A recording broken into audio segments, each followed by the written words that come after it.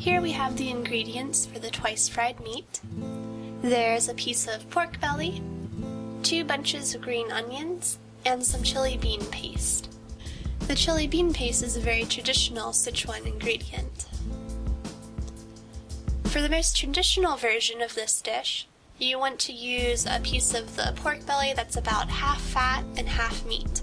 However, you can also substitute other kinds of meat for this dish, but we're going to make the most traditional one.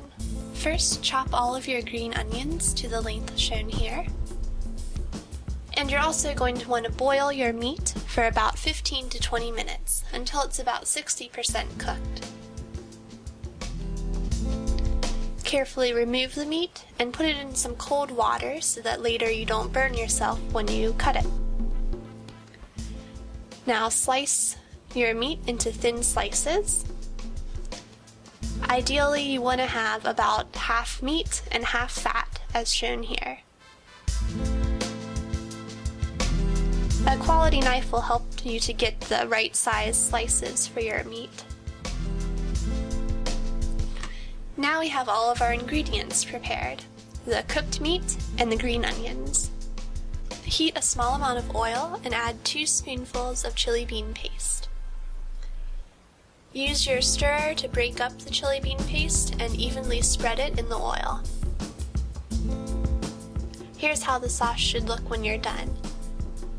Now go ahead and add your meat. The reason we started with only a small amount of oil is because as we fry the meat, a lot of the oil from the fat is going to pop out. Continue frying your meat until you start to see some of that oil popping out, as you can see here.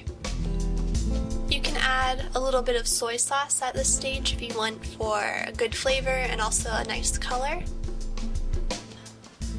And sprinkle a small amount of sugar on top.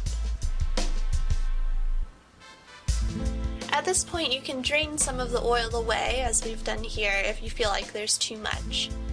But you want to make sure you leave enough so that when you add your green onions, they can be fully coated.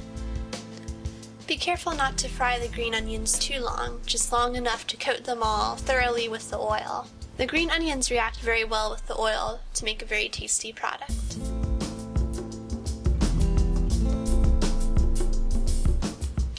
Here's our final twice fried meat product. You don't need to add any salt because the chili bean paste already contains a lot of salt.